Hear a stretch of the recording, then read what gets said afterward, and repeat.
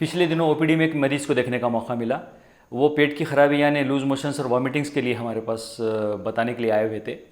تو پتہ چلا کہ وہ پچھلے کئی دنوں سے افطار میں 20 سے 25 آئٹمز کا استعمال کر رہے ہیں. تو جی چاہا کہ آپ سے کچھ بات کروں. السلام علیکم، میں ہوں آپ کا اپنا ڈاکٹر نجیب فہمی. پچھلے 10-15 سالوں سے روزے کی بدلتی ہوئی صورتحال مسلمانوں کے روزے پر میری ہے، اور کیونکہ روزہ ڈائریکٹ صحت سے متعلق بھی ہے تو میں اس کو باریکی سے دیکھتا آ رہا ہوں. تو آج ہم دیکھیں گے کہ وہ دو ٹائپ کے کون سے روزے ہیں، یعنی مسلمانوں کا روزہ اور اسلامی روزہ. یہ اس میں کیا فرق ہے، اور ہم جاننے کی کوشش کریں گے کہ کیسے ہم اس کو اپنے لیے ایک بہترین عبادت بنا سکتے ہیں. پہلے یہ دیکھیں گے کہ مسلمان کس طرح روزہ رکھ رہے ہیں. اگر آپ غور کریں تو مسلمان آج کل یہ دیکھا گیا ہے، سروے میں ثابت ہو چکی ہے بات کہ 40% سے زیادہ لوگ عام دنوں کے مقابلے میں ڈبل کھانا کھاتے ہیں، جبکہ یہ کم کھانے کا مہینہ ہے، غم گساری کا مہینہ ہے، احساس کرنے کا مہینہ ہے کہ ہم کو بھوک لگنا چاہیے، لیکن عام دنوں کے مقابلے میں لوگ ڈبل کھانا کھا رہے ہیں. تلی ہوئی چیزوں کا استعمال 60% سے زیادہ بڑھ جاتا ہے. ان کے دسترخوان پر کم سے کم 50% سے زیادہ لوگوں کے دسترخوان پر کم سے کم 3 ڈشز پائی گئی ہیں. یہ سب تمام چیزیں سروے میں پائی گئی ہیں، اور یہ دیکھا گیا ہے کہ دعوتوں میں غیر معمولی اضافہ ہو جاتا ہے. ہر دن دعوت ہوتی ہے، افطار کی دعوت ہوتی ہے، جس کے نام پر کھانے کا بے تکا اسراف ہوتا ہے. اور ساتھ ساتھ آپ دیکھیں گے کہ راتوں میں جاگنا بڑھ جاتا ہے، کولڈ ڈرنک کا استعمال غیر معمولی بڑھ جاتا ہے، ورزش ختم ہو جاتی ہے، صبح صبح سونے کا معاملہ عام ہو جاتا ہے. تو اس طرح سے روزہ جو آپ کی اور ہماری تربیت کے لیے آیا تھا، وہ تمام کا تمام ایک بگڑی ہوئی شکل اختیار کر کے ہمارے صحت پر اور ہمارے جسمانی اور روحانی صحت پر جو ہے وہ غیر معمولی نقصان دہ اثر پیدا کر رہا ہے.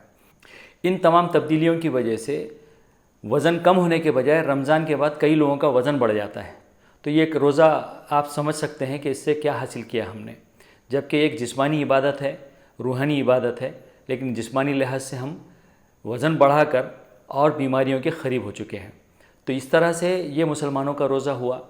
جبکہ روزے کے سلسلے میں اگر ہم قرآن اور حدیث میں نظر ڈالیں تو پتہ چلے گا کہ روزے کی جو مقصد بیان کیا گیا سورہ بقرہ میں، اللہ تعالیٰ فرماتے ہیں کہ روزہ اس لیے رکھایا جا رہا ہے تاکہ آپ متقی بنیں. متقی یعنی تقوی ایک ایسی صفت ہے جس میں انسان کے دل میں اور اس کی پرسنالٹی میں اللہ کا خوف پیدا ہوتا ہے، ساتھ ساتھ اللہ کی محبت پیدا ہوتی ہے، جس کی وجہ سے وہ اپنے آپ کو پیوریفائی کرتا ہے، یعنی اپنے آپ کو مزکی بناتا ہے، یعنی اس کا تزکیہ ہوتا ہے. تزکیہ ہونے کی وجہ سے کیا ہوتا ہے کہ وہ فلاح پاتا ہے. فلاح پانے کی وجہ سے اللہ تعالیٰ کی خوشنودی اس کو حاصل ہوتی ہے، اور جب اللہ کی خوشنودی حاصل ہوتی ہے تو اس کے بدلے میں اس کو جنت ملتی ہے. تو اتنا غیر معمولی مقصد اس روزے کا ہے. لیکن ہم دیکھیں گے کہ ہمارے رویوں سے یہ تمام چیزیں رفع ہو چکی ہیں، دور ہو چکی ہیں. کھانا پینا اللہ کی نعمتیں ہیں، اس کو استعمال کرنا چاہیے. قرآن میں اللہ تعالیٰ سورہ اعراف میں فرماتا ہے کھاؤ پیو اور اسراف نہ کرو، حد سے نہ تجاوز کر جاؤ. سورہ محمد کی 12ویں آیت میں اللہ تعالیٰ فرماتا ہے کہ جو اللہ کا انکار کرتے ہیں وہ جانوروں کی طرح کھاتے ہیں. پھر سورہ مائدہ میں اللہ تعالیٰ فرماتا ہے کہ اپنی حد سے نہ بڑھو. تو یہ تمام چیزیں آپ کو کئی آیات ایسی مل جائیں گی کہ حد سے نہ بڑھنے کے سلسلے میں ہم کو حکم دیا گیا ہے، لیکن ہمارا رویہ اس کے بالکل اپوزٹ ہے، اس کے ضد میں ہم کام کر رہے ہیں. کئی احادیث اس سلسلے میں آپ کو ملیں گی جو غیر معمولی احادیث ہیں، جن کا ہماری صحت پر، صحت یعنی صرف جسمانی صحت نہیں، نفسیاتی صحت اور روحانی صحت پر غیر معمولی فائدہ مند اثر پڑتا ہے. ایک حدیث جو بہت مشہور ہے، صلی اللہ علیہ وسلم نے فرمایا کہ جس نے ایمان اور احتساب کے ساتھ روزے رکھ کے، وہ اللہ تعالیٰ اس کے گناہ معاف کر دیں گے. کون سے گناہ؟ وہ گناہ جو اللہ سے متعلق ہیں، جو گناہ صغیرہ ہیں. انسانوں سے متعلق، حقوق العباد سے متعلق چیزیں اس میں معاف نہیں ہوں گی.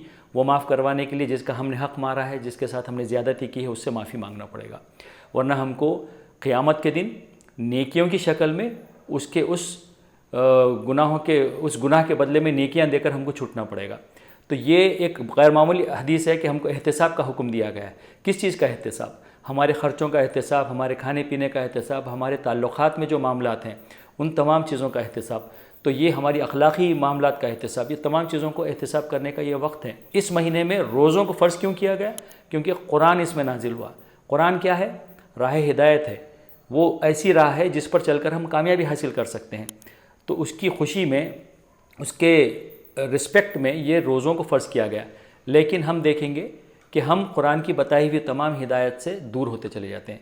پھر حضور صلی اللہ علیہ وسلم کا روزہ اگر آپ دیکھیں وہ کیسا تھا؟ حضور صلی اللہ علیہ وسلم پانی اور کھجور کے ساتھ عام طور پر افطار کر لیتے تھے، اس کے بعد مغرب ہونے کے بعد کھانا کھاتے تھے۔ یہاں پر بھی ہم ایک بے اعتدالی دیکھیں گے کہ ہم افطار میں ہی اتنا زیادہ کھا لیتے ہیں کہ پھر بعد میں اور کھانے کا موقع رہتا نہیں ہے، لیکن پھر افطار کے ہونے کے بعد، نماز کے بعد پھر ایک لمبی چوڑی دعوت ہماری ہوتی ہے۔ حضور صلی اللہ علیہ وسلم کو کھانا نہیں ملتا تھا، فاقے ہوتے تھے، اس کا مطلب یہ نہیں تھا، یہ نہیں ہے کہ آپ کے پاس مال نہیں تھا۔ حضور صلی اللہ علیہ وسلم کی مالی حیثیت غیر معمولی مضبوط تھی، کیونکہ حضور صلی اللہ علیہ وسلم مدینہ پہنچنے کے بعد بھی ایک بہت بڑے مشہور تاجر تھے، کامیاب تاجر تھے۔ مدینہ پہنچنے کے بعد حضور صلی اللہ علیہ وسلم کے پاس سب سے بہترین باغ تھا جس کی کمائی غیر معمولی تھی، لیکن اس کے باوجود وہ کمائی ضرورت مندوں میں تقسیم کر دی جاتی تھی، جس کی وجہ سے آپ کے پاس اتنی استطاعت نہیں ہوتی تھی، لیکن آپ کے پاس آنے والے تحفے، آپ کے پاس لوگوں سے ملنے والی تمام چیزیں ہوا کرتی تھی، لیکن آپ کا کھانا ہمیشہ سادہ رہا۔ حضرت عائشہ صدیقہ رضی اللہ عنہ فرماتی ہیں کہ مدینہ آنے کے بعد حضور صلی اللہ علیہ وسلم نے کبھی جو کی روٹی بھی پیٹ بھر کر نہیں کھائی۔ یہ حضور صلی اللہ علیہ وسلم کا رویہ تھا۔ اس کے ساتھ ساتھ آپ کئی احادیث اور دیکھیں گے جس میں بیان کیا گیا ہے کہ کس طرح سے ہم کو کھانا پینا چاہیے۔ روزے کے سلسلے میں کہا گیا ہے کہ یہ جسم کی زکوٰۃ ہے، جسم کی زکوٰۃ ہے۔ زکوٰۃ کیا کرتی ہے؟ جو ہم پیسوں کی زکوٰۃ نکالتے ہیں اس کے سلسلے میں قرآن کہتا ہے کہ وہ ہمارے مال کو پاکیزہ بناتی ہے۔ تو جسم کی زکوٰۃ نکالنا یعنی روزہ رکھنا، یعنی آپ کا اور ہمارا جسم پاکیزہ ہونا چاہیے۔ کن کن چیزوں سے پاکیزہ ہونا چاہیے؟ مختلف آلودگیاں جو ہمارے دل، دماغ اور جسم کو خراب کرتی ہیں، ان سے ہم کو پاکیزہ ہونا چاہیے۔ لیکن آپ دیکھیں گے کہ میں نے جیسے شروع میں بتایا، سروے میں یہ بات ثابت ہے کہ ہم بیمار ہو جاتے ہیں، ہمارا وزن بڑھ جاتا ہے اور ہمارے کھانے پینے کی تمام عادتیں رمضان میں بگڑ جاتی ہیں۔ تو اس طرح سے آپ دیکھیں گے کہ یہ رمضان کا مہینہ جو ہم کو ٹرین کر کے ہمارا لائف سٹائل بدل کر ایک بہترین لائف سٹائل کی طرف لانے کی ٹریننگ تھی، اس کو ہم نے بگاڑ دیا۔ 3 احادیث کا میں یہاں پر ذکر کروں گا جو غیر معمولی ہیں اس لحاظ سے کہ یہ بہت نگلیکٹڈ احادیث ہیں، اس کے بارے میں بہت زیادہ بات نہیں ہوتی، لیکن اگر ہم اس پر غور کریں تو ہماری لائف سٹائل اور ہماری زندگی بیماریوں سے کئی گنا آزاد ہو سکتی ہے۔ سب سے پہلی حدیث جس کا میں ذکر کرنا چاہوں گا وہ حضرت مقدام رضی اللہ عنہ کی روایت ہے کہ حضور اکرم صلی اللہ علیہ وسلم نے فرمایا کہ انسان نے اپنے پیٹ سے برا کوئی برتن نہیں بھرا، اس کے لیے چند چھوٹے لقمے کافی تھے تاکہ ریڑھ کی ہڈی سیدھی رہ سکے۔ اس سے زیادہ ناگزیر ہے، ضروری ہے تو تیسرا حصہ کھانا کھایا جائے، تیسرا حصہ پانی پیا جائے اور تیسرا حصہ ہوا کے لیے کھلا چھوڑ دیا جائے۔ یہ حدیث ترمذی میں آئی ہے۔ تو انسان نے اپنے پیٹ کو سب سے برا برتن بنا دیا۔ سب سے برا برتن ہمارے گھر میں کیا ہوتا ہے؟ سب سے برا برتن ہمارا ڈسٹ بن ہوتا ہے جس میں ہم کچرا ڈالتے ہیں۔ تو حضور صلی اللہ علیہ وسلم نے فرمایا کہ اپنے پیٹ کو ڈسٹ بن مت بناؤ، کچرے کا ڈبہ مت بناؤ جس میں آپ سب آلتو فالتو چیزیں ڈال دیتے ہیں، بلکہ حکم دیا گیا چند چھوٹے لقمے کھانا چاہیے تاکہ ریڑھ کی ہڈی سیدھی رہ سکے۔ ریڑھ کی ہڈی سیدھی رہنا یعنی کن لوگوں کے لیے ضروری ہے؟ جو سیڈنٹری لائف سٹائل ہے، جن کے پیچھے بھاگ دوڑ نہیں ہے، 1-2 بچے ہیں۔ خواتین کے شک کے معاملے میں اگر میں دیکھوں، کوئی جو حضرات ٹیچر ہیں، ڈاکٹرز ہیں، جو بزنس مین ہیں بیٹھے ہوئے ہیں، ان کو چند چھوٹے لقمے کھانا چاہیے۔ وہ لوگ جو فیلڈ میں کام کر رہے ہیں، دھوپ میں کام کر رہے ہیں، بھاگ دوڑ کر رہے ہیں، وہ انجینئر، وہ حضرات آفیسرز یا وہ مزدور پیشہ افراد یا وہ محنتی لوگ جو بہت زیادہ محنت کرتے ہیں، ان کو بھی تیسرا حصہ کھانا چاہیے۔ تیسرے حکم تک کھانے کا حکم نہیں ہے۔ اگر ہم اس حدیث پر عمل کریں تو ہماری زندگیوں میں بیماریوں سے متعلق بہت بڑی تبدیلی واقع ہو سکتی ہے۔ ڈاکٹر کی حیثیت سے میں آپ کو اس کا گارنٹی دے سکتا ہوں۔ پھر دوسری ایک حدیث ہے، حضور صلی اللہ علیہ وسلم نے کہا کہ ایک بار یہ ہوا کہ حضور صلی اللہ علیہ وسلم کی محفل میں ایک صاحب نے ڈکار لی۔ حضرت عبداللہ رضی اللہ عنہ کی روایت ہے کہ حضور صلی اللہ علیہ وسلم کی محفل میں ایک صاحب نے ڈکار لی۔ حضور اکرم صلی اللہ علیہ وسلم نے کہا کہ اپنی ڈکار ہم سے دور رکھو، اس دنیا میں زیادہ سیر ہو کر یعنی پیٹ بھر کر کھانے والے قیامت کے دن لمبے وقفے تک بھوکے رہیں گے۔ دیکھیے کتنی غیر معمولی حدیث ہے۔ ڈکار کے سلسلے میں ہمارا رویہ یہ ہے کہ ہم بے چین ہو جاتے ہیں، ڈکار نہیں آ رہی، ڈکار نہیں آ رہی، لیکن ڈکار آنے کے سلسلے میں حضور صلی اللہ علیہ وسلم نے کیا کہا؟ ڈکار آنے کا مطلب کیا ہے؟ ڈکار آنے کا مطلب یہ ہے کہ وہ معدے میں جو ہوا باقی رہنا چاہیے تھا، قدرتی طور پر ہمارے معدے میں اوپری حصے میں ہوا رہتی ہے، لیکن جب ہم بہت زیادہ کھانا کھا لیتے ہیں، جب بہت زیادہ پیٹ بھر دیتے ہیں کھانے سے، تو وہ ہوا باہر نکلتی ہے ڈکار کی شکل میں۔ وہ کوئی اچھی بات نہیں ہے بلکہ وہ گناہ کا کام ہے۔ تیسری حدیث جس کے سلسلے میں میں آپ سے کہوں گا کہ حضور صلی اللہ علیہ وسلم نے فرمایا کہ مومن 1 آنت میں کھاتا ہے اور کافر 7 آنتوں میں کھاتا ہے۔ تو یہ بات ہم کو سمجھ لینی چاہیے کہ ہم کیسے کھانا کھا رہے ہیں، آج کا ہمارا رویہ کیا ہے، کیا وہ اسلام سے ہم کو قریب کرنے والا ہے، کیا اللہ سے وہ قریب کرنے والا ہے، کیا ہم کو وہ تقوی کے قریب لانے والا ہے، پاکیزگی کے قریب لانے والا ہے، کیا وہ ہمارا پیوریفیکیشن کرنے والا ہے، یا ہم بہت زیادہ بے اعتدالی کی وجہ سے اللہ کے حکموں کے خلاف جا کر ہمارے اپنے لیے ہم ایک نقصان کا سودا کر رہے ہیں۔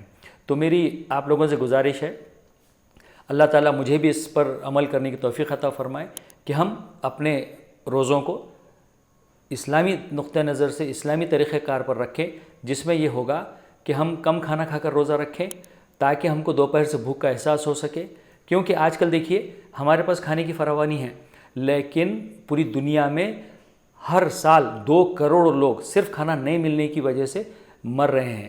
ہر سیکنڈ میں تقریباً 4 لوگ کھانا نہیں ملنے کی وجہ سے ان کا انتقال ہو جاتا ہے، اور ان 4 لوگوں میں 3 بچے پائے جاتے ہیں۔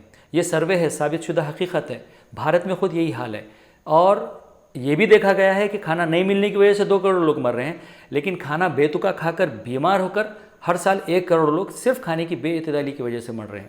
تو آپ کو یہ سمجھنا چاہیے کہ ہم کو کھانے پینے کے سلسلے میں بے انتہا احتیاط سے کام کرنا چاہیے۔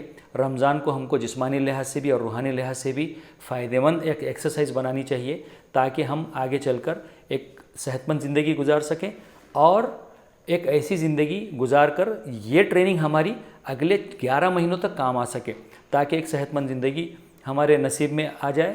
اللہ تعالیٰ سے دعا ہے کہ جو باتیں یہاں کہی گئی ہیں اس میں مجھ کو بھی عمل کی توفیق عطا فرمائے، اور ہم سب کو اس پر غور کر کے عمل میں لانے کی توفیق عطا فرمائے۔